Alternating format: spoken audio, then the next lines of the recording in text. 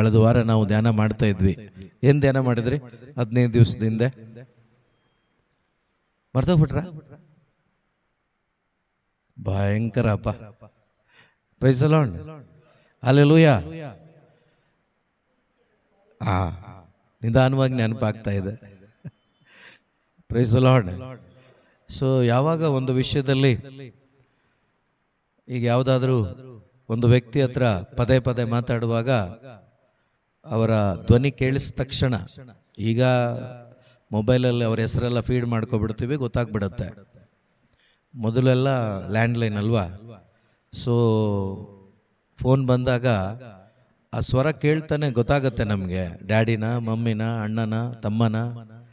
So ಅದೇ ರೀತಿ ದೇವರ ವಾಕ್ಯದ ಧ್ಯಾನ ಹಗಲು ಇರುಳು ಆಗದಿದ್ರೂ ಕೂಡ ಸಮಯ ಸಿಕ್ಕಾಗಲೆಲ್ಲ ಆ ದೇವರ ವಾಕ್ಯದ ಧ್ಯಾನ ಆದರೆ ಖಂಡಿತವಾಗ್ಲೂ ಅದು ನೆನಪಿಗೆ ಉಳಿಯುತ್ತೆ. ನಾವು ಯಾರ ಜೊತೆ ಸತ್ಸಂಬಂಧದಲ್ಲಿರ್ತೀವೋ ಅವರನ್ನು ನಾವು ಮರೆಯೋದಿಲ್ಲ.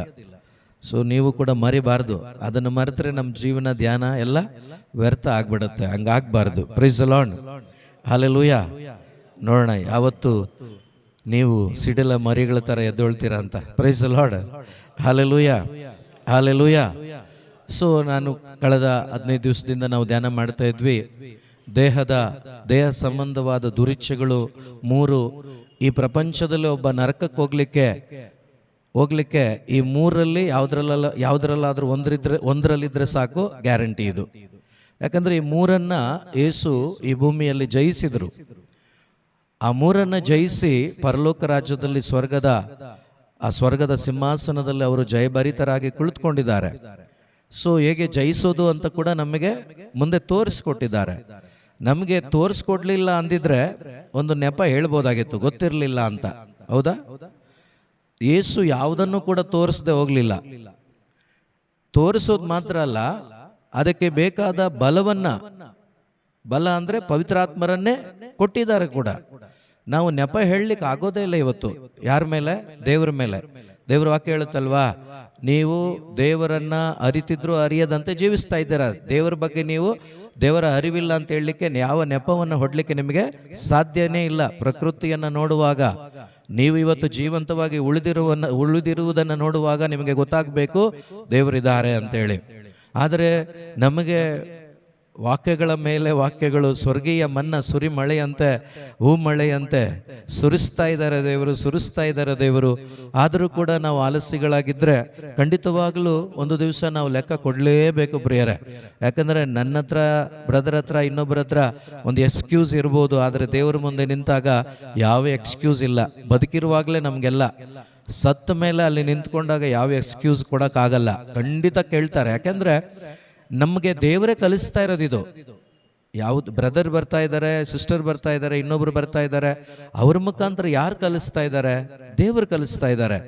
ಕಲಿಕೆ ಅವರೇ ಕೊಡ್ತಾ ಇದ್ದಾರೆ. ಯಾಕೆ ಕಲಿಕೆ ಕೊಡ್ತಾ ಇದ್ದಾರೆ ಅಂದರೆ, ನಾವೊಬ್ಬೊಬ್ಬರು ಕೂಡ ಆ ಕಲಿಕೆಯನ್ನ ನಮ್ಮ ಜೀವನಕ್ಕೆ ಅಳವಡಿಸ್ಕೊಂಡು ನಾವು ಕೂಡ ಈ ಲೋಕದಲ್ಲಿ ರುಚಿ ಕೊಡುವ ಮಕ್ಕಳಾಗಿ, ಬೆಳಗಿಸುವ ಮಕ್ಕಳಾಗಿ ಜೀವಿಸಬೇಕು ಅಂತ ಈ ತರಗತಿಗಳನ್ನೆಲ್ಲ ಕೊಡ್ತಾ ಇರೋದು. ಸುಮ್ಮನೆ ಅಲ್ಲ. ಶಾಲೆಯಲ್ಲಿ ಟೀಚರ್ ಕಲಿಸ್ತಾರೆ. ಯಾಕೆ? ಅವನಿಗೆ ಈ ಲೋಕದ ಜ್ಞಾನ ಬೇಕು.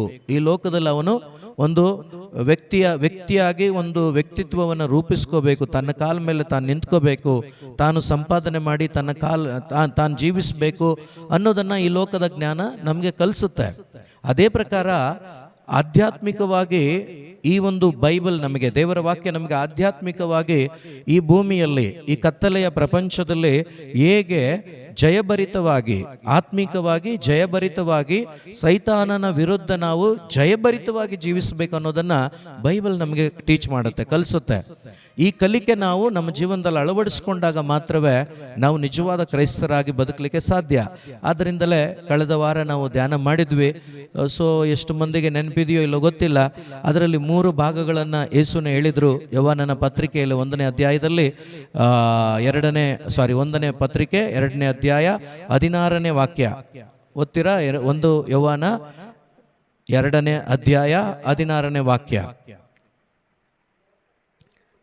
ಲೋಕ ಸಂಬಂಧವಾದ ದೈಹಿಕ ದುರಿಚ್ಛೆ, ಓಕೆ, ದೇಹದ ದುರಿಚ್ಛೆ, ಎರಡನೇದಾಗಿ ಕಣ್ಣಿನ ಕಾಮುಕತೆ. Praise the lord.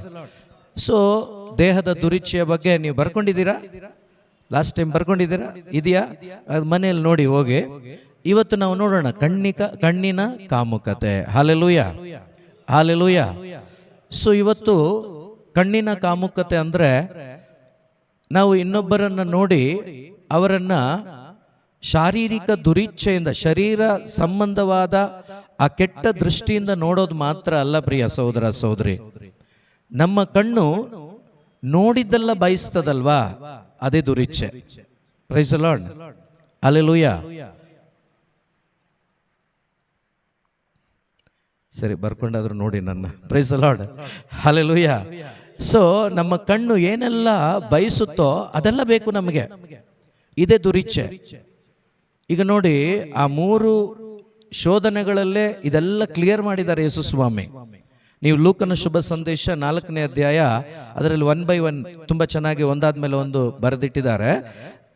ಪವಿತ್ರ ಪುಸ್ತಕ ಬಹಳ ಚೆನ್ನಾಗಿ ಹೇಳುತ್ತೆ ನಮಗೆ. 4ನೇ ಅಧ್ಯಾಯದಲ್ಲಿ 5-6 ವಾಕ್ಯ ನೀವು ನೋಡುವಾಗ ಈ ಒಂದು ಯೌವನರು ಬರೆದಂಥ ವಿಷಯ ಅಲ್ಲಿಂದ ತೆಗೆದು ಬರೆದಿರುವಂಥದ್ದು. ಮೊದಲನೇದು ದೇಹದ ದುರಿಚ್ಛೆ, ಎರಡನೇದು ಕಣ್ಣಿನ ಕಾಮುಕತೆ. ಓದೋಣ ಒಂದು ಸ್ವಲ್ಪ. 5-6 4ನೇ ಅಧ್ಯಾಯ ಲೂಕನ ಶುಭ ಸಂದೇಶ. ಬಳಿಕ ಪಿಶಾಚಿ ಯೇಸುವನ್ನು ಎತ್ತರಕ್ಕೆ ಕರೆದೊಯ್ದು ಎಲ್ಲ ರಾಜ್ಯಗಳನ್ನು ಏನು ಕ್ಷಣ ಮಾತ್ರದಲ್ಲಿ ತೋರಿಸಿ ಇವುಗಳ ಸರ್ವಾಧಿಕಾರವನ್ನ, ಏನನ್ನ, ವೈಭವವನ್ನ. Praise the lord, hallelujah. ನೋಡಿ, ಪಿಶಾಚಿ ಎತ್ತರವಾದ ಬೆಟ್ಟಕ್ಕೆ ಕರ್ಕೊಂಡೋಗಿ ಸರ್ವಾಧಿಕಾರವನ್ನ ಮಾತ್ರವಲ್ಲ, ಅದರ ಎಲ್ಲ ವೈಭವವನ್ನ ದೇವರಿಗೆ ಕ್ಷಣ ಮಾತ್ರದಲ್ಲಿ ತೋರಿಸ್ತಾ ಇದೆಯಂತೆ. Hallelujah, hallelujah. ಸೊ ಇದನ್ನ ನೀನು ನೋಡು, ಇದೆಲ್ಲವನ್ನು ನಾನು ನಿನಗೆ ಕೊಡ್ತೇನೆ, ಇದೆಲ್ಲ ನಿನಗೇನೆ. ಸೊ ಈಗ ನೋಡಿ, ಯೇಸು ಸ್ವಾಮಿ ಅದಕ್ಕೆ ಒಳಗಾದ್ರ. ಇತ್ತೀಚಿನ ದಿನಗಳಲ್ಲಿ ಮೊದಲಾದರೆ, ಈಗ ನಿಮಗೆ ಒಂದು 20 ವರ್ಷಗಳ ಹಿಂದೆ ನೀವು ಹೋದ್ರೆ ಯಾವುದಾದ್ರೂ ಈ ಕೆಟ್ಟ ಸಿನಿಮಾಗಳು, ಬ್ಲೂ ಫಿಲಮ್ ಅಂತ ಏನು ಹೇಳ್ತಾರೆ, ಅದು ಒಂದು ವಾಲ್ ಪೋಸ್ಟ್ ನೋಡ್ಲಿಕ್ಕೂ ಕೂಡ ಸಿಗ್ತಾ ಇರಲಿಲ್ಲ. ಹೌದಾ ಹೌದಾ ಹೌದಾ? ಅಯ್ಯೋ ದೇವ್ರೆ. Okay, praise the lord. ನಾನು ಹೇಳ್ಕೊಂಡು ಹೋಗ್ತೇನೆ, ನೀವು ಕುತ್ಕೊಳ್ಳಿ. ಹಲ್ಲೆಲೂಯಾ. ಸೊ ನನ್ನ ಪ್ರಕಾರ ನನ್ನ ಶಾಲಾ ದಿನಗಳು ಅಥವಾ ಮುಗಿಸಿದ ಮೇಲೆ ಕೂಡ ಸಿನಿಮಾ ಹುಚ್ಚು ನನಗೆ ತುಂಬ ಇತ್ತು. ಆದರೆ ನಾನು ಕೂಡ ಊರಿಂದ ಹೊರಗಡೆ ಎಲ್ಲೋ ಸಿಟಿಯಲ್ಲಿ ಎಲ್ಲೋ ಒಂದು ಏನು ಎಲ್ಲ ಓಡಾಡುವ ಜಾಗದಲ್ಲ, ಸ್ವಲ್ಪ ಒಳಗಡೆಗೆ ಕೆಲವು ಚಿತ್ರಗಳನ್ನು ಅರೆ ಬೆತ್ತಲೆ ಸಿನಿಮಾ ಚಿತ್ರಗಳನ್ನು ಅಂಟಿಸಿ ಹೋಗ್ತಾ ಇದ್ರು. ಅದನ್ನು ಮೇನ್ ರೋಡಲ್ಲಿ ಅಲ್ಲಿ ಆಗ್ತಾ ಇರಲಿಲ್ಲ. ಪ್ರಿಯ ಸಹೋದರ ಸಹೋದರಿ, ಇತ್ತೀಚಿನ ದಿನಗಳಲ್ಲಿ ಏನಾಗಿದೆ ಅಂದರೆ, ತಂದೆ ತಾಯಿಗಳೇ ಮಕ್ಕಳಿಗೆ ಆರಾಮಾಗಿ ನೋಡಿ ಅಂತೇಳಿ ಆರಾಮಾಗಿ ಒಂದು ಮೊಬೈಲ್ ತಗೊಟ್ಟು ಅದಕ್ಕೆ ನೆಟ್ ಕೂಡ ಹಾಕ್ಸ್ಕೊಟ್ಟು ಮಜಾ ಮಾಡಿ ಅಂತ ಕೊಡುವಂತ ಪರಿಸ್ಥಿತಿ ಬಂದ್ಬಿಟ್ಟಿದೆ ಈಗ. Praise the lord. ಹೌದಾ ಇಲ್ಲೋ? ಹೌದಾ ಇಲ್ಲೋ? ಒಂದು ದಿವಸದಲ್ಲಿ ನಮಗೆ ನೋಡ್ಲಿಕ್ಕೆ ಸಿಗ್ತಾ ಇರಲಿಲ್ಲ, ಆದರೆ ಸೈತಾನ ಇವತ್ತೆಲ್ಲ ಓಪನ್ ಮಾಡಿ ಬಿಟ್ಬಿಟ್ಟಿದ್ದಾನೆ. ಯಾಕೆ ಗೊತ್ತಾ? ಎಂಜಾಯ್ ಮಾಡಿ. ನಿಮಗೆ ಕಣ್ಣಿಗೆ ಏನೆಲ್ಲ ಹಿತ ಅನಿಸುತ್ತೋ ಅದೆಲ್ಲ ನೋಡಿ ಏನ್ ಮಾಡಿ, ನಿಮ್ಮ ಒಳಗಡೆ ಕತ್ಲೆ ತುಂಬಿಕೊಳ್ಳಿ, ನಿಮ್ಮ ಒಳಗಡೆ ನಿಮ್ಮ ಆತ್ಮದಲ್ಲಿ ಸಾವಿರ್ಲಿ, ಆದ್ರೆ ಹೊರಗಡೆ ನೀವು ಎಲ್ಲವನ್ನ ಇದನ್ನ ನೋಡಿ ಅಂತೇಳಿ ಓಪನ್ ಮಾಡಿ ಕೊಟ್ಬಿಟ್ಟಿದ್ದಾನೆ. ತಂದೆ ತಾಯಿಗಳು ಇದನ್ನ ಅರಿಯದೆ ಆರಾಮಾಗಿ ಕೊಡ್ತಾ ಇದ್ದೀವಿ. ಮಗನೇ ಹುಷಾರು ಮಗನೇ, ಅದು ಏನೇ ಅಂತ ಹೇಳ್ತೀವಿ, ಹುಷಾರು ಮಗನೇ, ಯೂಟ್ಯೂಬ್ ಮಾತ್ರ ನೋಡಬೇಡ, ಬೇರೆ ಯಾವುದು ನೋಡಬೇಡ, ಬೇರೆ ಏನು ಮಾಡಬೇಡ, ಅದರಲ್ಲಿ ಏನೋ ಆನ್ಲೈನ್ ಕ್ಲಾಸ್ ಮಾತ್ರ ನೋಡ್ಕೋ. ಆನ್ಲೈನ್ ಕ್ಲಾಸ್ ಮಾತ್ರ ನೋಡಿ ಏನೇನು ಮಾಡ್ತಾ ಇದ್ದಾರೋ ಗೊತ್ತಿದೆ ನಿಮಗೆ. ಇವತ್ತು ಅದನ್ನು ನೋಡಿ ಸುಮಾರು ತಂದೆ ತಾಯಿಗಳು ಯಾಕಾಗಿ ವಿದ್ಯಾಭ್ಯಾಸ ಕೊಡಬೇಕು, ಯಾಕಾಗಿ ಇವನಿಗೆ ಇದನ್ನು ತಗೊಟ್ವಿ ಅನ್ನೋ ಮಟ್ಟಕ್ಕೆ ಹೋಗ್ಬಿಟ್ಟಿದ್ದಾರೆ. ಫೋನ್ ಯಾಕೆ ತಗೊಟ್ಟೆ ಇವನಿಗೆ, ಇವಳಿಗೆ ಯಾಕೆ ಫೋನ್ ತಗೊಟ್ಟೆ, ವಿದ್ಯಾಭ್ಯಾಸ ಇಲ್ಲ ಅಂದಿದ್ರೆ ಹಾಳಾಗೋಗ್ಲಿ ಪರವಾಗಿಲ್ಲ, ಜೀವನನಾದ್ರೂ ಚೆನ್ನಾಗಿರ್ತಿತ್ತು. ಇವತ್ತು ವಿದ್ಯಾಭ್ಯಾಸ ಎಂಬ ಆ ದುರಿಚ್ಛೆ ತುಂಬ್ಕೊಬಿಟ್ಟಿದೆ ಜನರಲ್ಲಿ. Praise the lord. ವಿದ್ಯಾಭ್ಯಾಸದ ಬಗ್ಗೆ ನನಗೆ ಯಾವುದೇ ದ್ವೇಷ ಅಥವಾ ಬೇಸರ ಇಲ್ಲ. ವಿದ್ಯಾಭ್ಯಾಸ ಕೊಡಿ ನೀವು, ನಾನು ಬೇಡ ಅಂತ ಹೇಳ್ತಾ ಇಲ್ಲ. ಆದರೆ ವಿದ್ಯಾಭ್ಯಾಸ ಒಂದು ದುರಿಚ್ಛೆಯಾಗಿ ಮಾರ್ಪಟ್ಟಿದೆ. ಏನಂತ? ಸರಿಯಾಗೋದು ಇಲ್ಲಾಂದ್ರೆ ನೀನು ಉದ್ಧಾರ ಆಗಲ್ಲ. ಬೈಬಲ್ ಎಲ್ಲೂ ಹೇಳಿಲ್ಲ ಓದ್ಲಿಲ್ಲ ಅಂದ್ರೆ ನಿನಗೆ ಸ್ವರ್ಗ ಸಿಗಲ್ಲ ಅಂತ. ಹೌದಾ? ಓದದೇ ಇರ್ತಕ್ಕಂಥ ಪೀಟರ್ ಹೆಸರಲ್ಲಿ, ಯವನನ ಹೆಸರಲ್ಲಿ ಇವತ್ತು ಆಸ್ಪತ್ರೆಗಳಿದೆ, ಅನೇಕ ಸ್ಕೂಲ್ಗಳಿದೆ, ಅನೇಕ ಇನ್ಸ್ಟಿಟ್ಯೂಷನ್ಗಳು ನಡೀತಾ ಇದೆ. ಅವ್ರು ಓದಲೇ ಇಲ್ಲ. ಅವ್ರ ಹೆಸರಲ್ಲಿ ಇವತ್ತು ದೊಡ್ಡ ದೊಡ್ಡ ಇನ್ಸ್ಟಿಟ್ಯೂಷನ್ಗಳಿದೆ. ಪ್ರಿಯ ಸಹೋದರ ಸಹೋದರಿ, ನಿಮ್ಮ ಮಕ್ಕಳಿಗೆ ಬೇಕಾಗಿದ್ದು ವಿದ್ಯಾಭ್ಯಾಸ ಇರಬಹುದು, ಅದು ಈ ಲೋಕಕ್ಕೆ ಮಾತ್ರ. ಪರಲೋಕ ರಾಜ್ಯಕ್ಕೆ ನಿಮ್ಮ ಮಕ್ಕಳಿಗೆ ಬೇಕಾಗಿದ್ದು ಬೈಬಲ್ ಅರ್ಹತೆ, ಆತ್ಮದಲ್ಲಿ ಪರಿಶುದ್ಧತೆ, ದೇವರ ಜ್ಞಾನ, ಬೆಳಕು. ಯೇಸು ಬೆಳಕಾಗಿದ್ದಾರೆ, ಯೇಸು ಜೀವವಾಗಿದ್ದಾರೆ, ಯೇಸು ಮಾರ್ಗವಾಗಿದ್ದಾರೆ, ಯೇಸು ಅವರನ್ನು ನಾವು ಅರಿತುಕೋಬೇಕು. ಅವರಿಗೆ ನಮ್ಮ ಮಕ್ಕಳಿಗೆ ಅವರನ್ನು ಕೊಡಬೇಕು. ಇವತ್ತು ಎಷ್ಟೋ ಯೂತ್ ಮಕ್ಕಳು ಹಾಳಾಗ್ಲಿಕ್ಕೆ ಕಾರಣ ಈ ಒಂದು ಮಾಧ್ಯಮ. ಅವರಿಗೆ ಕಣ್ಣಿಗೆ ಏನು ಹಿತ ಅನಿಸುತ್ತೋ ಅದನ್ನು ನೋಡ್ತಾ ಇದ್ದಾರೆ. ಅವರಿಗೆ ನೋಡ್ಲಿಕ್ಕೆ ಅವಕಾಶ ಹೇಗೆ? ತಂದೆ ತಾಯಿಗಳೇ ಕೊಡಿಸಿದ್ದು, ಬೇರೆ ಯಾರು ಅಲ್ಲ. ದುಡ್ಡು ಯಾರು ಕೊಟ್ಟಿದ್ದು? ತಂದೆ ತಾಯಿಗಳು. ಕೇಳಿದ್ರು ಅವರು, ಕೊಡಿಸಿದ್ಯಾರು? ನಾನು ನೀವೇ. ಹಾಳು ಮಾಡಿದ್ಯಾರು? ನಾನು ನೀವೇ. ಕೊನೆಗೆ ಬೈಯೋದು ಯಾರನ್ನ? ಅವ್ರನ್ನೇ. ಪ್ರಯೋಜನ ಇಲ್ಲ. ಅದಕ್ಕೇನೆ ಇಲ್ಲಿ ಸೈತಾನ ನೋಡಿ ಯೇಸುವನ್ನು ಕೂಡ ಬಿಡಲಿಲ್ಲ, ನೇರವಾಗಿ ಕರ್ಕೊಂಡೋದ, ಎಲ್ಲ ವೈಭವವನ್ನು ತೋರಿಸಿದ. ಭೂಮಿ ಆಕಾಶಗಳನ್ನು ಉಂಟು ಮಾಡಿದ ದೇವರಿಗೆ ಈ ಸೈತಾನ ತೋರಿಸಿ ಹೇಳ್ತಿದ್ದಾನೆ, ಇದರೆಲ್ಲರ ವೈಭವ ನಾನು ನಿನಗೆ ಕೊಡ್ತೀನಿ. ಯೇಸು ಸ್ವಾಮಿ ಅವನ ಮಾತಿಗೆ ಶರಣಾಗ್ಲಿಲ್ಲ. ನಾವೆಷ್ಟು ವೈಭವವನ್ನು ನೋಡ್ತೇವೋ ಅಷ್ಟು ನಮ್ಮ ಜೀವನ ನಾಶವಾಗ್ತದೆ ಪ್ರಿಯರೇ. ಇವತ್ತು ಒಂದು ಬಟ್ಟೆ ಅಂಗಡಿಗೆ ಹೋದ್ರೆ, ಬಟ್ಟೆ ಅಂಗಡಿಯವರು ಇದ್ದೀರಾ?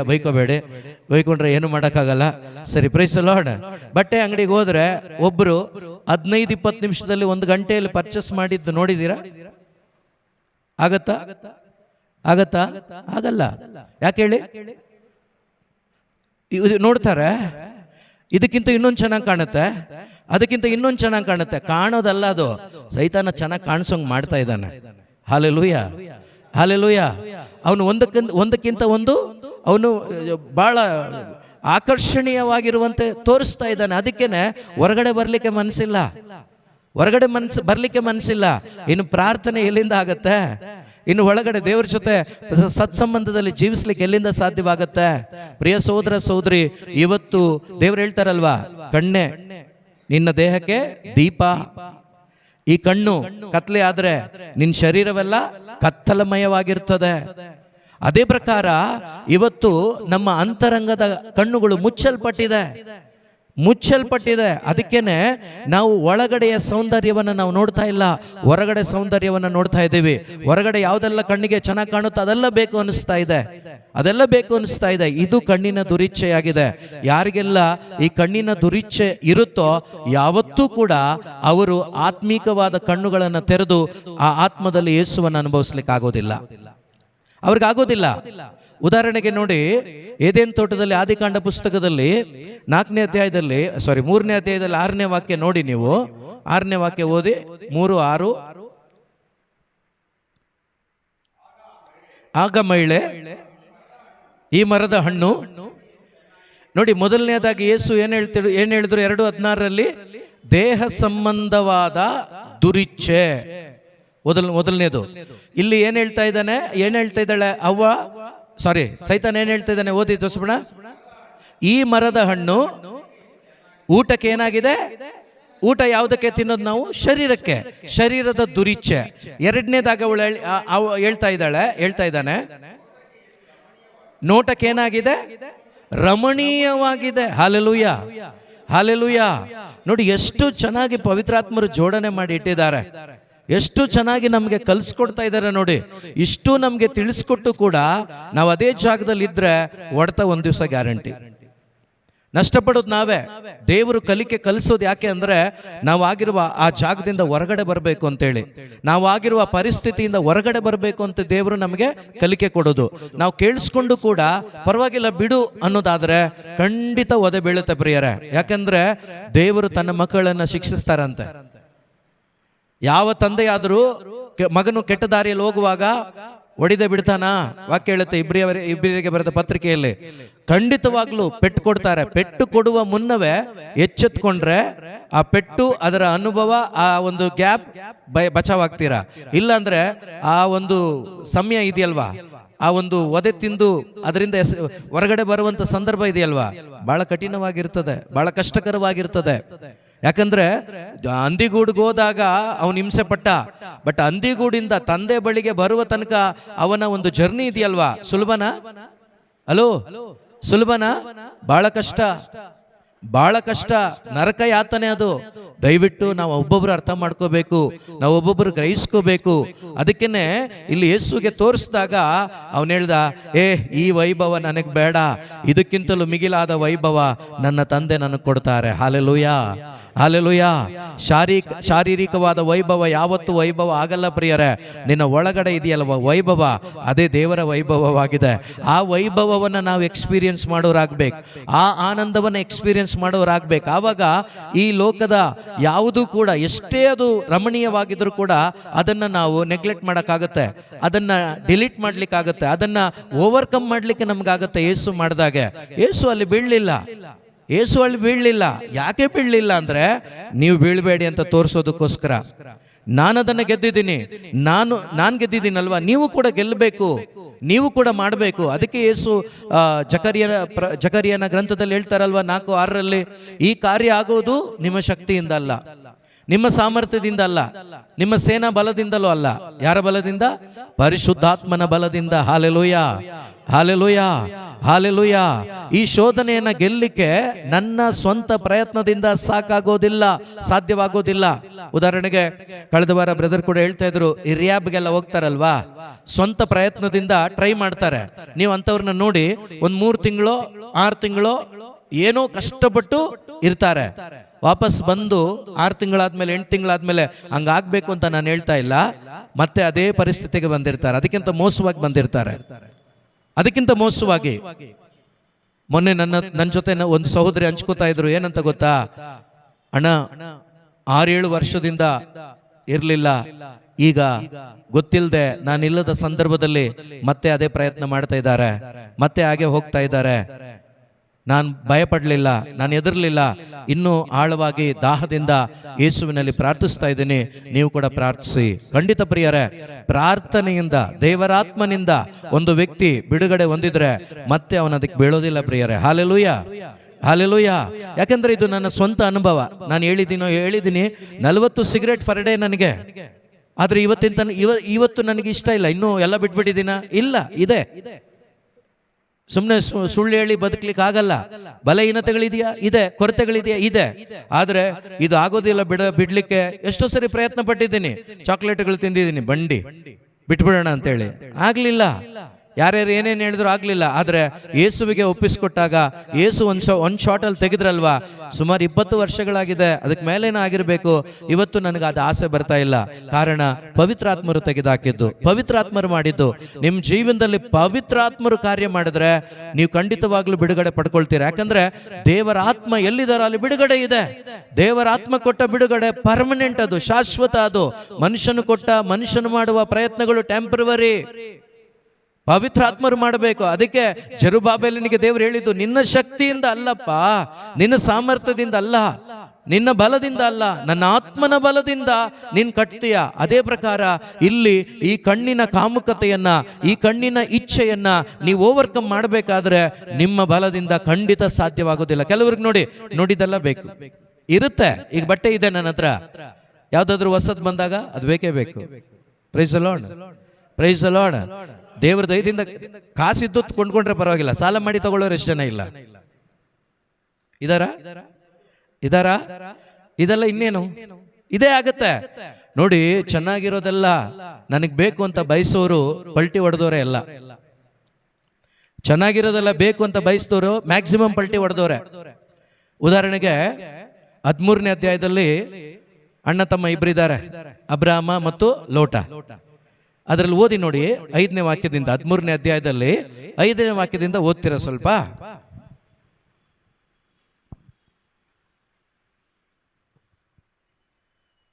ಸಿಗ್ತಾ? ಅಬ್ರಹಾಮನ ಜೊತೆಯಲ್ಲಿದ್ದ ಲೋಟನಿಗೆ ಇದ್ದವು. ಈ ಕಾರಣ ಅಲ್ಲಿ ಅವರಿಗೆ ಸ್ಥಳ ಸಾಕಾಗದೆ ಹೋಯಿತು. ಇಬ್ಬರಿಗೂ ಪಶು ಪ್ರಾಣಿಗಳು ಹೇರಳವಾಗಿದ್ದುದರಿಂದ ಒಂದೇ ಸ್ಥಳದಲ್ಲಿ ವಾಸವಾಗಿರಲು ಸಾಧ್ಯವಾಗಲಿಲ್ಲ. ಅಬ್ರಹಾಮನ ದನ ಕಾಯುವವರಿಗೂ ಲೋಟನ ದನ ಕಾಯುವವರಿಗೂ ಜಗಳ ಬೇರೆ. ಅದು ಅಲ್ಲದೆ ಓಕೆ ಓಕೆ.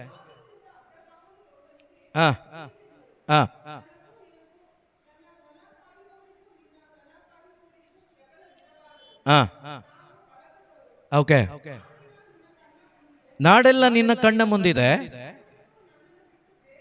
ದಯವಿಟ್ಟು ನನ್ನನ್ನು ಬಿಟ್ಟು ನೀನು ಬೇರೆ ಹೋಗು. ನೀನು ಎಡಕ್ಕೆ ಹೋದ್ರೆ ನಾನು ಬಲಗಡೆ ಹೋಗ್ತೀನಿ, ನೀನು ಬಲಗಡೆ ಹೋದ್ರೆ ನಾನು ಎಡಗಡೆ ಹೋಗ್ತೀನಿ. ಲೋಟನು ಕಣ್ಣೆತ್ತಿ ನೋಡಿದನು. ಜೋರ್ದಾನ್ ನದಿಯ ಸುತ್ತಲಿನ ಪ್ರದೇಶ ಅವನಿಗೆ ಎಲ್ಲವೂ ಕೂಡ ಸಮೃದ್ಧಿಯಾಗಿ ಕಾಣಿಸ್ತಾ ಇದೆ. ಹಲ್ಲೆಲೂಯಾ. ಯಾರಿಗೆ? ಲೋಟನಿಗೆ. ಆ ನೀರಾವರಿ ಹೆಂಗೆ ಅಂತ ಬೈಬಲ್ ಮೆನ್ಷನ್ ಮಾಡಿದ್ದಾರೆ ನೋಡಿ, ಓದೇಕ.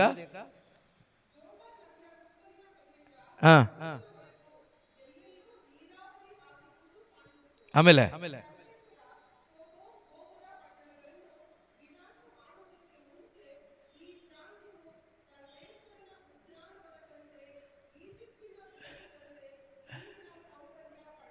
Price the lord. ಈ ಜಾಗ ಹೆಂಗಿತ್ತಂತೆ? ಸರ್ವೇಶ್ವರನ ಉದ್ಯಾನವನ ಏದೇನಿತ್ತಲ್ವಾ, ಆ ರೀತಿ ಸಮೃದ್ಧಿಯಾಗಿದ್ದಂತೆ. ಈ ಲೋಟನಿಗೆ ನೋಡಿದ ತಕ್ಷಣ ಏನಾಗೋಯ್ತು? ಬಹಳ ಖುಷಿ ಆಗ್ಬಿಡ್ತು. ಏನು ಅಲ್ಲಿ ಎಲ್ಲ ಕಾಣಿಸ್ತಾ ಇದೆ, ಬಹಳ ಚೆನ್ನಾಗಿದೆ. ದೂರದ ಬೆಟ್ಟ ಏನಾಗಿದೆಯಂತೆ? ನುಣ್ಣಗಿದೆ ಅಂತೆ. ಹತ್ರ ಹೋದ್ರೆ ಮಾತ್ರನಂತೆ ಕಲ್ಲು ಮುಳ್ಳು ಕಾಣಿಸೋದು. ಇವತ್ತು ನಮ್ಮ ಜೀವನದಲ್ಲೂ ಹಂಗೇನೆ. ಯಾವುದೋ ಒಂದು ಮನೆಗೆ ಹೋಗ್ತೀವಿ ಹುಡುಗಿ ನೋಡಕ್ಕೆ, ಬೆಳ್ಳಗಿದ್ರೆ ಸಾಕು, ಫಿಕ್ಸ್. ಹಲ್ಲೆಲೂಯಾ. ಏನ್ ಕೇಳೋದು ಹೇಳಿ ನಾವು? ಏನು ಓದಿದಾಳೆ ನಿಮ್ಮ ಮಗಳು? MBA. ನನ್ನ ಮಗನು MBA, ದೇವ್ರ ಚಿತ್ತಾನೆ, ಫಿಕ್ಸ್. ಇವ್ರ ಮ್ಯಾಚಿಂಗ್ ನೋಡಿ, MBA ಅವರು ಡಾಕ್ಟ್ರು, ಇವರು ಡಾಕ್ಟ್ರು, ದೇವ್ರ ಪ್ಲಾನೇ ಇದು, ಫಿಕ್ಸ್. ಇದು ಯಾರು ಹೇಳ್ಕೊಟ್ರೋ ಗೊತ್ತಿಲ್ಲ ನಂಗೆ. Price the lord. ಡಾಕ್ಟರ್ಗೆ ಒಳ್ಳೆ ಕಮಿಷನ್ ಸಿಗ್ಬೋದು ದಳ್ಳಾಳಿಗೆ, ಅದಕ್ಕೆ ದಳ್ಳಾಳಿ ಮ್ಯಾಚ್ ಫಿಕ್ಸ್ ಮಾಡಿರ್ತಾನೆ. Hallelujah, hallelujah. ಮೊದಲೆಲ್ಲ ಈ ಅಬ್ರಾಹ್ಮ ಆಗಿರ್ಬೋದು, ಇವರೆಲ್ಲ ಎಂಥ ಒಂದು ಭಯಭಕ್ತಿಯಿಂದ ಬದುಕಿದ್ರು ದೇವರಲ್ಲಿ. ಸರಿ, ನೋಡೋಣ ಸ್ವಲ್ಪ. ಇಲ್ಲಿ ನೋಡಿ, ಇವನು ನೋಡ್ದ ಎಲ್ಲ ಸೂಪರ್ ಆಗಿ ಕಾಣ್ತಾ ಇದೆ ಇವನಿಗೆ. ಅದಕ್ಕೆ ಅವನಿಗೆ ಖುಷಿ ಆಗ್ಬಿಡ್ತು. ಇವನೇನ್ ಮಾಡ್ಬಿಟ್ಟ? ಅದನ್ನೇ ಆಯ್ಕೆ ಮಾಡ್ಕೋಬಿಟ್ಟ. ಈಗ ಅಬ್ರಾಹ್ಮನ ಆಯ್ಕೆ ಓದಿ.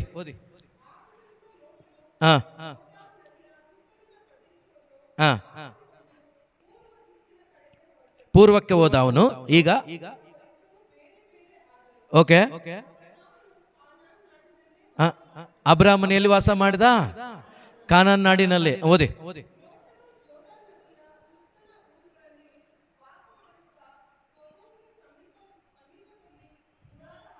Okay, okay. ಇಲ್ಲಿ ಸಾಕ್ ಬಿಡಕ್ಕೆ, ಆಮೇಲೆ ಓದ್ಕೊಳ್ಳಿ ದಯವಿಟ್ಟು ನೀವು. ನೋಡಿ, ಅಬ್ರಾಹ್ಮನ ಆಯ್ಕೆ ಕಾನಾನ್, ಪ್ರೈಸ್ ದಿ ಲಾರ್ಡ್. ಇವನ ಆಯ್ಕೆ ಸೊದೋಮ್ ಗೊಮೋರ. ಓಕೆನಾ? ಇದು ಯಾವ ತರ ಇತ್ತಂತೆ ನೋಡ್ಲಿಕ್ಕೆ? ಸರ್ವೇಶ್ವರನ ಉದ್ಯಾನವನದಂತೆ ಇತ್ತಂತೆ. ಈ ಉದ್ಯಾನವನದಂತಿದ್ದ ಆ ಜಾಗದಲ್ಲಿ ಈ ಲೋಟ ಬದುಕಿದ್ದ ಹೆಂಗೆ ಗೊತ್ತಾ? ಪ್ರತಿ ನಿಮಿಷ ಭಯದಲ್ಲಿ, ನಿರಾಶೆಯಲ್ಲಿ. ಊರು ಒಳಗಡೆ ಕೂಡ ಬದುಕಲಿಕ್ಕೆ ಆಗ್ಲಿಲ್ಲ ಅವನಿಗೆ. ಊರು ಬಾಗ್ಲಲ್ಲಿ ಬದುಕದ ಅವನು. ಯಾಕೆ ಗೊತ್ತಾ? ಎಲ್ಲ ದುಷ್ಟರು, ಎಲ್ಲ ವ್ಯಭಿಚಾರಿಗಳು, ಪಾಪ ತುಂಬಿ ತುಳುಕ್ತಾ ಇದೆ. ಮಕ್ಕಳನ್ನ ಕಾಪಾಡ್ಕೊಳ್ಳೋದು ಹೇಗೆ ಇವ್ರನ್ನ ರಕ್ಷಿಸೋದು? ಅವ್ರ ಮಧ್ಯೆ ಇದ್ರೆ ಬದುಕಕ್ಕಾಗಲ್ಲ ಅಂತೇಳಿ ಆ ಸುಂದರವಾದ ನಾಡನ್ನ ಆಯ್ಕೆ ಮಾಡಿಕೊಂಡ ಅವನ ಹೃದಯ ಒಂದು ಸ್ವಲ್ಪನೂ ನೆಮ್ಮದಿಯಿಂದ ಇಲ್ಲ, ಸಮಾಧಾನದಿಂದ ಇಲ್ಲ. ಪ್ರಿಯರೇ, ಒಂದು ಮದುವೆಗಿದ್ವೆ ಏನಾದ್ರು ಪ್ಲಾನ್ ಇದ್ರೆ ಹೊರಗಡೆ ನೋಡಿ, ಅವರ ಬ್ಯಾಕ್ ಗ್ರೌಂಡ್ ನೋಡಿ ಪ್ಲಾನ್ ಎಲ್ಲ ಮಾಡಬೇಡಿ. ಮೊದಲೆಲ್ಲ ಹೆಂಗಿತ್ತು ಪ್ರಾರ್ಥನೆ ನೋಡಿ. ಕಾನಾನಲ್ಲಿದ್ದ ಅಬ್ರಾಮ ಮಗನಿಗೆ ಇಸಾಕನಿಗೆ ಹುಡುಗಿ ಹುಡುಕಕ್ಕೆ ಹೇಳ್ದ ತಾನೆ. ಹೇಳುವಾಗ ಏನಂತ ಹೇಳ್ದ? ಏಯ್, ನೀನು ಹೋಗು, ಹುಡುಗಿನ ನೋಡು, ಬಟ್ ಅವಳು ಇಲ್ಲಿಗೆ ಬರ್ಬೇಕು, ನನ್ನ ಮಗ ಅಲ್ಲಿಗೆ ಹೋಗಂಗಿಲ್ಲ, ಅವನು ಇಲ್ಲೇ ಇರ್ಬೇಕು. Praise the Lord. ಓದಿದ್ದೀರಾ? ಇವನಲ್ಲಿ ಸೆಟ್ಲ್ ಆಗ್ಬಾರ್ದು, ಅವನು ಇಲ್ಲಿ ಸೆಟ್ಲ್ ಆಗ್ಬೇಕು. ಇದು ದೇವ್ರು ಕೊಟ್ಟ ನಾಡು. ಈ ಜಾಗದಲ್ಲಿ ಅವನಿರ್ಬೇಕು, ನಾನಿರುವ ಜಾಗದಲ್ಲಿ ಅವನಿರ್ಬೇಕು. ಇವನು ಹೋಗಿ ಅಲ್ಲಿ ಸೆಟ್ಲ್ ಆಗಬಾರ್ದು. ಆಗಿದ್ರೆ ನೋಡು, ಆ ಥರ ಇದ್ರೆ ನೋಡು, ದೇವ್ರು ಅದಕ್ಕೆ ಸಹಾಯ ಮಾಡ್ತಾರೆ. ನೀನು ಹೋಗು, ಹಿಂಗೆ ಆಗತ್ತೆ. ದೇವ್ರು ಹಂಗೆ ಮಾಡಿದ್ರು. ಹೋಗುವ ಮುನ್ನ ಪ್ರಾರ್ಥನೆ ಮಾಡಿ ಕಳಿಸ್ದ ಅಬ್ರಾಮ. ಆ ವ್ಯಕ್ತಿಯನ್ನು ಕಳಿಸುವಾಗ ಪ್ರಾರ್ಥನೆ ಮಾಡಿ ಕಳಿಸ್ದ. ಇವತ್ತು ನಾವು ಒಂದು ಕುಟುಂಬದಲ್ಲಿ ಒಂದು ಹುಡುಗಿನ ಹೊರಗಡೆಯಿಂದ ನೋಡ್ತೀವಿ, ಒಂದು ಹುಡುಗನನ್ನ ಹೊರಗಡೆಯಿಂದ ನೋಡ್ತೀವಿ, ಎಲ್ಲ ಬಾಹ್ಯವಾದದೆಲ್ಲ ವಿಚಾರಿಸ್ತೀವಿ. ಯಾರಾದರೂ ಸರಿ ಒಂದು ವಾರ ಟೈಮ್ ಕೊಡಿ, ನಾವು ದೇವರಲ್ಲಿ ಪ್ರಾರ್ಥನೆ ಮಾಡ್ತೀವಿ, ಅದಕ್ಕಾಗಿ ದೇವರ ಸನ್ನಿಧಾನದಲ್ಲಿ ದೇವರನ್ನ ಕೇಳ್ತೀವಿ, ದೇವರ ಚಿತ್ತ ಏನಿದೆಯೋ ಅದಾಗ್ಲಿ ಹೇಳ್ತೀವ? ಹಲೋ, ಹೇಳ್ತೀವ? ಒಂದ್ ಸ್ವಲ್ಪ ನಯವಾಗಿ ಮಾತಾಡಿಬಿಟ್ರೆ ಓ ಸೂಪರ್. ಪ್ರಿಯ ಸಹೋದರ ಸಹೋದರಿ, ಅದೇ ತರ ಬೋಧನೆ ಕೂಡ ಕಿವಿಗೆ ಕೇಳೋಕೆ ಇಂಪಾಗಿದ್ದು ಇಲ್ದಿದ್ರು ಪರವಾಗಿಲ್ಲ. ಕಠಿಣವಾದ ಮಾತುಗಳು ಹೃದಯವನ್ನು ಚೇಂಜ್ ಮಾಡುತ್ತೆ. ಕಿವಿಗೆ ಇಂಪಾಗಿದ್ದೆಲ್ಲ ಒಳ್ಳೇದಲ್ಲ, ಕೇಳಿಸ್ಕೊಳ್ಳಿ. ಕಠಿಣ ಇರ್ತದಲ್ವಾ, ನಿನ್ನ ಹೃದಯವನ್ನು ಸೀಳುತ್ತೆ. ಯೇಸು ಸ್ವಾಮಿ ಕೂಡ ಅಂದವಾಗಿರ್ಲಿಲ್ಲ. ಯೆಶಾಯ ಏನಂತ ಹೇಳ್ತಾರೆ ಯೇಸು ಬಗ್ಗೆ? ಆತನಲ್ಲಿ ಅಂದ ಚಂದ ಒಂದೂ ಇರಲಿಲ್ಲ, ನೋಡುವವರು ಮುಖ ತಿರುಗಿಸುವಷ್ಟು ನಿಂದಕನಾಗಿ ಕಂಡ ಆತ. ಈಗ ಆತನನ್ನ ಹತ್ತಿರವಾಗಿ ನೋಡಿದ್ರೆ, ಆತನನ್ನ ಹತ್ತಿರದಿಂದ ಹಿಡ್ಕೊಂಡ್ರೆ ಆಗ ಗೊತ್ತಾಗುತ್ತೆ ಆತನಲ್ಲಿ ಎಂತ ಆನಂದ ಇದೆ, ಆತನಲ್ಲಿ ಎಂತ ಮಾಧುರ್ಯ ಇದೆ. ನಿನ್ನ ರಕ್ತದ ಕಣಕಣಗಳು ನನ್ನನ್ನೇ ಬೇಕೆಂದವು, ಯಾಕಯ್ಯ ನನ್ನ ಮೇಲೆ ಇಷ್ಟು ಪ್ರೀತಿ. ಈ ಪ್ರೀತಿ ಅನುಭವ ಆಗೋದು ಯಾವಾಗ ಗೊತ್ತಾ? ಆ ಶಿಲುಬೆಯನ್ನು ಧ್ಯಾನಿಸುವಾಗ, ಆ ಶಿಲುಬೆಯಲ್ಲಿ ತೂಗಾಡಿದ ಯೇಸುವಿನೊಂದಿಗೆ ಒಂದಾದಾಗ. ಆತನ ನೋಡ್ಲಿಕ್ಕೆ ಹೆಂಗಿದ್ದಾರೆ? ಮುಖ ತಿರುಗಿಸುವಷ್ಟು ನಿಂದಕನಾಗಿದ್ದಾರೆ. ಆದ್ರೆ ಆತನ ಒಳಗಡೆ ಏನಿದೆ? ಇಡೀ ಪರಲೋಕದ ಆನಂದ ಇದೆ, ಆಶೀರ್ವಾದ ಇದೆ. Praise the lord. ಇವತ್ತು ನಿಮ್ಮ ಆಯ್ಕೆ ಏನಾಗಿದೆ? ನೋಡ್ಲಿಕ್ಕೆ ಯಾವ್ದೆಲ್ಲ ಚೆನ್ನಾಗಿದೆಯೋ ಅದೆಲ್ಲ ಮನೇಲಿದೆ, ನೀವು ತಗೊಳ್ಳಿ, ನಾನು ಬೇಡ ಅನ್ನಲ್ಲ. ಆದ್ರೆ ಯೋಚನೆ ಮಾಡಿ ನೋಡಿ. ಅವಳು ಅದನ್ನ ನೋಡ್ಲಿಕ್ಕೆ, ಅದೊಂದು ಓದ್ತೀರ 6ನೇ ವಾಕ್ಯ ಒಂದ್ಸರಿ, 3:6 ಆದಿಕಾಂಡ.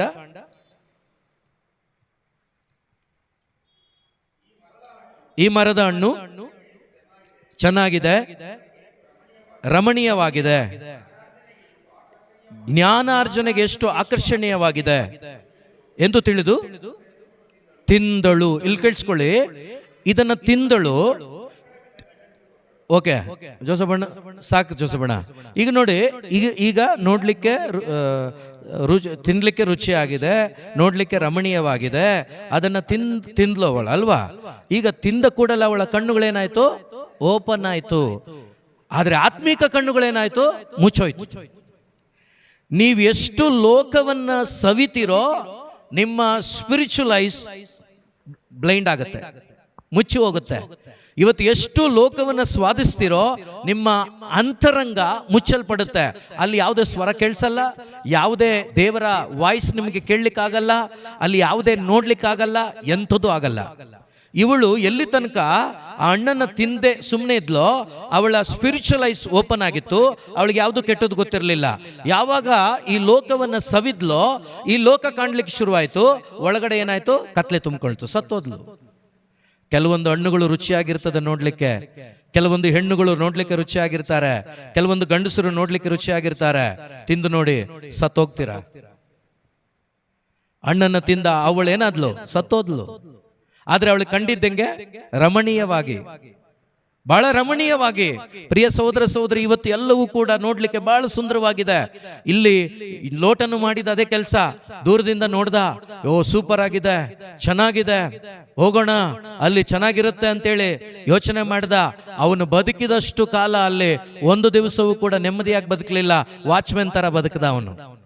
ನೆಮ್ಮದಿಯಾಗಿ ಬದುಕಬೇಕು ಅಂತ ಇಷ್ಟಪಟ್ಟ ಲೋಟ ವಾಚ್ಮೆನ್ ತರ ಬದುಕದ. ಯಾಕೆ ಹೇಳಿ?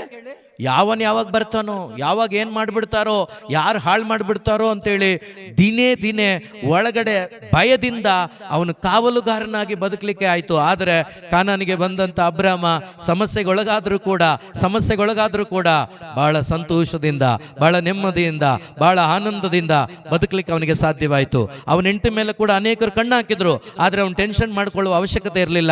ಯಾಕೆಂದ್ರೆ ಇವನ ಸಹಾಯಕ್ಕೆ ಬಂದದ್ದು ಯಾರು? ದೇವರು. ಸರ್ವೇಶ್ವರ ಸ್ವಾಮಿ ಸಹಾಯಕ್ಕೆ ಬಂದ್ರು. ಯೇಸುವಿನಲ್ಲಿ ನನ್ನ ಆತ್ಮೀಯ ಸಹೋದರ ಸಹೋದರಿ, ನಿಮ್ಮ ಆತ್ಮಿಕ ಕಣ್ಣುಗಳು ತೆರೆಯಲ್ಪಡಬೇಕು. ನೀವು ಆಗರಳ ವಿಷಯದಲ್ಲೂ ನೋಡ್ತೀರಾ, 16-17ನೇ ಅಧ್ಯಾಯ ತನಕ ಅವಳು ಹಂಗೆ ಇದ್ಲು. ಆದರೆ 21ನೇ ಅಧ್ಯಾಯದಲ್ಲಿ ನೋಡಿ, ಅವಳು ಹೃದಯದಿಂದ ವೇದನೆ ಪಡುವಾಗ, ಆ ಮಗ ಇನ್ನೇನು ಉಸಿರು ಹೋಗುತ್ತೆ ಅನ್ನುವ ಆ ಸ್ಥಿತಿಯಲ್ಲಿರುವಾಗ ಸರ್ವೇಶ್ವರ ಅವಳ ಕಣ್ಣನ್ನ ತೆರೆದ್ರು ಅಂತ ವಾಕ್ಯ ಇದೆ. ಯಾರ ಕಣ್ಣನ್ನ? ಆಗರಳ ಕಣ್ಣನ್ನ. ಅವಳು ಕೆಟ್ಟವಳಾಗಿರ್ಬೋದು, ಆದ್ರೂ ಕೂಡ ದೇವರು ಕಾರ್ಯ ಮಾಡಿದ್ರು ನೋಡಿ. ಅವಳ ಕಣ್ಣನ್ನ ತೆರೆದ್ರು. ಕಣ್ಣು ತೆರೆದಾಗ ಏನಾಯ್ತು? ಬಾವಿ ಕಾಣಿಸ್ತು. ಯಾವಾಗ ನಿಮ್ಮ ಆತ್ಮಿಕವಾದ ಕಣ್ಣುಗಳು ತೆರೆಯಲ್ಪಡ್ತದೋ ಆಗ ಈ ಲೋಕ ನಿಮಗೆ ಕಸವಾಗಿ ಕಾಣುತ್ತೆ. ಈ ಲೋಕ ನಿಮಗೆ ಏನು ಅಲ್ಲದೆ ಕಾಣಿಸುತ್ತೆ. ಇಲ್ಲ ಅಂದ್ರೆ ಈ ಲೋಕ ಬಹಳ ಸೂಪರ್ ಆಗಿ ಕಾಣಿಸ್ತದೆ. ಯೇಸುಗೆ ಆ ಸೈತಾನ ತೋರಿಸಿದಾಗ ಅದೆಲ್ಲ ಡಸ್ಟ್ ಆಗಿ ಕಾಣಿಸ್ತು. ಯಾಕೆಂದ್ರೆ ಅವರು ಯಾವತ್ತೂ ಕೂಡ ಲೌಕಿಕವಾಗಿ ಯಾವುದನ್ನ ನೋಡ್ಲಿಲ್ಲ. ಅವ್ರು ನೋಡಿದ್ದೆಲ್ಲ ಆಧ್ಯಾತ್ಮಿಕವಾಗಿ ಅವ್ರು ನೋಡಿದ್ದೆಲ್ಲ ಆಧ್ಯಾತ್ಮಿಕವಾಗಿ. 12 ಮಂದಿ ಶಿಷ್ಯರು ಬಾವಿ ಕಟ್ಟ ಮೇಲೆ ಕುತ್ಕೊಂಡಾಗ 108 ರೀತಿಯಲ್ಲಿ ಕಣ್ಣುಗಳು ಕಾಣಿಸ್ತು. ಯೋಚನೆ ಮಾಡಿದ್ರು. ಆದ್ರೆ ಅವಳನ್ನ ಯೇಸು ನೋಡಿದ್ದು ಒಂದು ಸುವಾರ್ತಿಕೆಯಾಗಿ. ನೋಡಿ, ನಮ್ಮ ನೋಟಕ್ಕೆ ಎಷ್ಟು ಬೇರೆ ಬೇರೆ ಹ್ಯಾಂಗಲಲ್ಲಿ ನಾವು ನೋಡಬಹುದು. ಯೇಸುವಿನ ದೃಷ್ಟಿ ಒಂದೇ ಆಗಿತ್ತು, ಪರಿಶುದ್ಧವಾದದ್ದು. ಆಕೆಯನ್ನು ಯೇಸು ನೋಡಿದ್ದು, ಇವಳು ಈ ಊರಿಗೆ, ಸಮಾರ್ಯಕ್ಕೆ ಇವಳೊಂದು ಸುವಾರ್ತಿಕೆಯಾಗಿದ್ದಾಳೆ. ಆ ರೀತಿ ನೋಡಿದ್ರು. ನಾವು ನೋಡ್ಬೇಕು ಆ ಥರ. ಯಾವಾಗ ನಾವು ನೋಡ್ಲಿಕ್ಕೆ ಆಗುತ್ತೆ ಅಂದ್ರೆ ನಮ್ಮ ಆಧ್ಯಾತ್ಮಿಕ ಕಣ್ಣುಗಳು ತೆರೆಯಲ್ಪಟ್ಟಾಗ ನಾವೆಲ್ಲ ಈ ಕಣ್ಣುಗಳಿಂದ ನೋಡ್ತೀವಿ. ಸುಮಾರು ಜನ ಹೇಳ್ತಾರೆ, ಏನಂತ ಗೊತ್ತಾ, ರಾತ್ರಿ ದರ್ಶನದಲ್ಲಿ ಯೇಸುವನ್ನು ಕಂಡೆ ಅಂತ ಹೇಳ್ತಾರೆ. ಬಹಳ ಸಂತೋಷ. ನಿಮ್ಗೂ ಕಾಣಿಸಿದ್ಯಾ? ಹೇಳಲ್ಲ ಬಿಡಿ, ನೀವು ಕಾಣಿಸಿದ್ರು ಕೂಡ. Praise the Lord. ಸೊ ಕಾಣಿಸ್ತು ಅಂತ ಹೇಳ್ತಾರೆ. ಆದ್ರೆ ಬೆಳಗ್ಗೆ ಭಯ ಆಗ್ಬಿಡ್ತು. ನೋಡಿ ಆಮೇಲೆ ಸ್ವಲ್ಪ ಹೊತ್ತಿಗೆ ಭಯ ಆಗ್ಬಿಡ್ತು, ನಿದ್ದೆ ಬಂದಿಲ್ಲ. ನೋಡಿ, ದೇವ್ರನ್ನ ನೋಡಿ ಯಾರಾದ್ರೂ ಭಯ ಪಡ್ತಾರಾ? ದೇವರ ಸಾನ್ನಿಧ್ಯ ನಿಮ್ಮನ್ನ ಭಯಪಡಿಸುತ್ತಾ? ದೇವರ ಸಾನ್ನಿಧ್ಯ ಏನ್ ಮಾಡುತ್ತೆ? ನಿಮ್ಮನ್ನ ಸಂತೋಷ, ಆನಂದದಿಂದ ತುಂಬಿಸುತ್ತೆ, ಇರುವ ಭಯವನ್ನು ದೂರಪಡಿಸುತ್ತೆ. ಆದ್ರೆ ನಮ್ಮ ಆಲೋಚನೆಗಳು ಎಲ್ಲ ಉಲ್ಟಾನೆ. ಆದ್ರಿಂದನೇ ಲೋಕವನ್ನು ನೋಡೋದನ್ನು ಬಿಡಿ, ಲೋಕವನ್ನು ದರ್ಶಿಸೋದನ್ನ ಬಿಡಿ. ಯೇಸುವನ್ನ ನಿಮ್ಮ ಒಳಗಡೆ ದರ್ಶನ ಮಾಡ್ಲಿಕ್ಕೆ ನೀವು ಪ್ರಯತ್ನ ಪಡಿ, ಯೇಸುವನ್ನ ನೋಡ್ಲಿಕ್ಕೆ ಪ್ರಯತ್ನ ಪಡಿ. ಸೊ ಯಾವುದನ್ನು ಕೂಡ ಮೇಲೆ ನೋಡಿ ನೀವು ತೀರ್ಮಾನಕ್ಕೆ ಬರಬೇಡಿ. ಯಾರು ದಾವೀದನ ಅಣ್ಣಂದರನ್ನ ನೋಡಿ ಸಾಮುವೇಲ ಕೂಡ ಕ್ಯಾಲ್ಕುಲೇಟ್ ಮಾಡಿದ್ದಾಗೇನೆ. ಅವರು ದೊಡ್ಡ ಪ್ರವಾದಿ ಆಗಿದ್ರು ಕೂಡ, ಅವರಿಗೆ ದೇವರ ಸಂಬಂಧ ಇದ್ರೂ ಕೂಡ ಕೆಲವೊಮ್ಮೆ ಈ ರೀತಿ ಸಮಸ್ಯೆಗಳಾಗತ್ತೆ. ಈ ರೀತಿ ನಾವು ಕೂಡ ತಪ್ಪಾದ ರೀತಿಯಲ್ಲಿ ಒಂದು ಪರಿಗಣನೆಗೆ ತಗೊಳ್ಳುವ ಸಾಧ್ಯತೆಗಳಿರ್ತದೆ. ನೋಡಿದ ತಕ್ಷಣ ಇವನು ಸೂಪರ್ ಇರ್ಬೋದು, ಇವನೇ ಇರ್ಬೋದು ಅಂತ ಅನ್ಸುತ್ತೆ. ಆದ್ರೆ ಸ್ವಲ್ಪ ನೀವು ಟೈಮ್ ತಗೊಂಡು, ಸ್ವಲ್ಪ ನೀವು ಸಮಯ ತಗೊಂಡು ದೇವರೊಂದಿಗೆ ಒಂದಾಗಿ ಪ್ರಾರ್ಥನೆ ಮಾಡಿದಾಗ ನೋಡ್ಲಿಕ್ಕೆ ಚೆನ್ನಾಗಿದೆ, ಒಳಗಡೆ ಹೇಗಿದೆ ಅಂತ ಹೇಳಿದ್ರೆ ಆಗ ಸುಣ್ಣ ಬಳಿದ ಸಮಾಧಿನೋ ಅಥವಾ ಇದು ದೇವರ ಆಲಯನೋ ಅಂತೇಳಿ ದೇವರು ನಿಮಗೆ ಕನ್ಫರ್ಮ್ ಮಾಡ್ತಾರೆ. Praise the lord. ಹಲ್ಲೆಲೂಯಾ. ಅವಾಗ ಏನಾಗುತ್ತೆ? ನಿಮ್ಮ ಜರ್ನಿ ಸೂಪರ್ ಆಗಿರುತ್ತೆ. ಆಗೇನಾಗುತ್ತೆ? ನಿಮ್ಮ ಪ್ರಯಾಣ ಸುಖಕರವಾಗಿರುತ್ತೆ. ನಿಮ್ಮ ಆಧ್ಯಾತ್ಮಿಕ ಜೀವನ ಫಲಭರಿತವಾಗಿರ್ತದೆ. ಅದರಿಂದ ಮತ್ತೊಂದು ಆವರ್ತಿ ಹೇಳ್ತೀನಿ ಪ್ರಿಯರೇ, ತುಂಬಾ ಲಿಂಕ್ ಮಾಡಿ ದೇವರ ಆತ್ಮ ಬರೆಸಿಟ್ಟಿದ್ದಾರೆ. ಯೇಸು ಎಲ್ಲೂ ಕೂಡ ಬಿದ್ದೋಗ್ಲಿಲ್ಲ, ಎಲ್ಲೂ ಕೂಡ ಬೀಳಲಿಲ್ಲ. ಕಾರಣ ಯಾವುದು ಕೂಡ ಅವರಿಗೆ ಕಣ್ಣಿಗೆ ಬಹಳ ದೊಡ್ಡದಾಗಿ ಕಾಣಿಸ್ಲಿಲ್ಲ, ಅವರಿಗೆ ಡಸ್ಟ್ ಆಗಿ ಕಾಣಿಸ್ತೆ ಅಲ್ಲ. ಅದೇ ರೀತಿ ನಮ್ಮ ಆಧ್ಯಾತ್ಮಿಕ ಜೀವನ ಬಲಗೊಂಡಾಗ, ಚೈತನ್ಯಗೊಂಡಾಗ, ಪ್ರತಿಯೊಂದು ದೇವರ ವಾಕ್ಯದ ಮುಖಾಂತರ ನಮ್ಮ ಆತ್ಮವನ್ನ ಬಲಪಡಿಸಿಕೊಳ್ತಾ ಆ ನಂತರ ನಮಗೂ ಕೂಡ ಒಂದು ದಿವಸ ಒಂದು ಡಸ್ಟ್ ಆಗಿ ಇದು ಪರಿಗಣಿಸ್ಲಿಕ್ಕೆ ಆಗುತ್ತೆ. ಇಲ್ಲಾಂದ್ರೆ ಆಗೋದಿಲ್ಲ. ಒಂದೇ ದಿವಸಕ್ಕೆ ಆಗುತ್ತೆ ಅಂತ ನಾನು ಹೇಳ್ತಾ ಇಲ್ಲ. ಎಷ್ಟು ಮಂದಿಗೆ ಇವತ್ತು ಒಡವೆ ಮೇಲೆ ಆಸೆ ಇಲ್ಲ, ಎಷ್ಟು ಮಂದಿಗೆ ಅವರ ಬಿಸ್ನೆಸ್ ದೇವರಾಗ್ಬಿಟ್ಟಿದೆ. ಇದೆಲ್ಲ ಒಂದು ಕಣ್ಣಿನ ಕಾಮುಕತೆ ಅಲ್ವಾ? ಇದು ಕೂಡ ಶರೀರದ ದುರಿಚ್ಛೆ, ಕಣ್ಣಿನ ಕಾಮುಕತೆ ಆಗಿದೆ. ಇದನ್ನೆಲ್ಲ ಜಯಿಸಬೇಕಾದ್ರೆ ಒಂದೇ ಒಂದು ಮಾರ್ಗ, ದೇವರ ವಾಕ್ಯ, ಪವಿತ್ರಾತ್ಮನ ಸಹಾಯ. Price the lord. ಇದೆರಡರಿಂದ ನೀವು ಪ್ರಯತ್ನ ಪಟ್ಟು ನೋಡಿ, ಎರಡರಿಂದ ನೀವು ಟ್ರೈ ಮಾಡಿ ನೋಡಿ. ಖಂಡಿತವಾಗಲೂ ನಿಮ್ಮ ಜೀವಿತದಲ್ಲಿ ಈ ಎರಡನೇ ಶೋಧನೆಯನ್ನ ನೀವು ಕೂಡ ಜಯಿಸಲಿಕ್ಕೆ ಸಾಧ್ಯ ಇದೆ. ಜಯಿಸಿ ತೋರಿಸಿದಾರಾ? ಸೊ ದಡ್ಡರಾಗೋದು ಬೇಡ ನಾವು, ಓಕೆನಾ? ಎಷ್ಟೋ ತಂದೆ ತಾಯಿಗಳ ತಲೆಯಲ್ಲಿ ನನ್ನ ಮಗ ಓದ್ಬಿಟ್ರೆ ಸಾಕಪ್ಪ, ಅವನ ಒಂದು ಡಾಕ್ಟರ್ ಆಗಿ ನೋಡ್ಬೋದು. ನಿಮ್ಮ ದೃಷ್ಟಿ ಡಾಕ್ಟ್ರು, ಆದ್ರೆ ದೇವರ ದೃಷ್ಟಿಯಿಂದ ನೋಡಿ, ಅವನು ನಿತ್ಯ ಜೀವ ಪಡ್ಕೊಂಡು ಈ ಭೂಮಿಯಲ್ಲೂ ಪರಲೋಕದಲ್ಲೂ ದೇವರ ಮಗನಾಗಿ ಬದುಕೋದನ್ನು ನೀವು ಒಂದು ದರ್ಶನ ಮಾಡಿ ನೋಡಿ. ಆ ದೃಷ್ಟಿಯಿಂದ ನೋಡಿ, ಖಂಡಿತವಾಗಲೂ ದೇವರು ನಮ್ಮನ್ನು ಕೂಡ ಈ ಒಂದು ಶೋಧನೆಯಿಂದ ಹೊರಗಡೆ ತಂದು ಜಯಭರಿತವಾಗಿ ನಡೆಸಲಿಕ್ಕೆ ದೇವರು ಶಕ್ತರಾಗಿದ್ದಾರೆ. ಎದ್ದು ನಿಲ್ಲೋಣ ಎಲ್ಲರೂ ಕೂಡ. Praise the lord.